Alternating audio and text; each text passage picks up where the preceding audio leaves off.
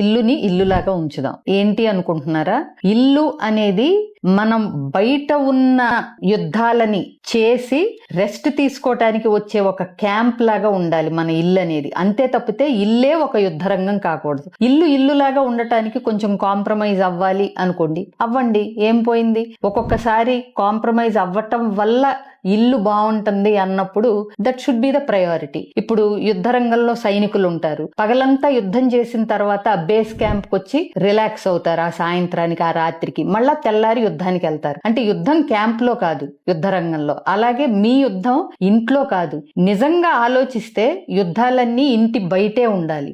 అక్కడ మనం యుద్ధం చేసి బయట వ్యక్తులతో కెరీర్ లో లేకపోతే ఇన్వెస్ట్మెంట్స్ లో ఫైనాన్షియల్ గా వాట్ ఎవర్ ఇట్ ఈస్, మన స్ట్రగుల్స్ అన్ని ఇంటి బయట మనం ఫైట్ చేసి ఇంటికి వచ్చి రిలాక్స్ అవ్వాలి అన్నట్టు ఉండాలి. చూడండి, ఇప్పుడు దేవుడిచ్చిన మన తల్లిదండ్రులు, అన్న తమ్ములు, అక్క చెల్లెళ్ళు, అలాగే మనతో పాటు మన కష్ట సుఖాల్లో నిలబడే స్నేహితులు, వీళ్ళందరితో మనం ఎలా ఉండాలి అనేది తెలుసుకుని ఉండగలిగితే ఎంత స్వీట్ గా ఉంటుందండి. ఫస్ట్ 2-3 ఇయర్స్ కొంచెం కష్టంగా ఉండొచ్చు పెళ్లిలో కూడా, కానీ అది తెలుసుకుంటే తర్వాత ఆ మ్యాజిక్ అనేది మీరు చూడొచ్చు.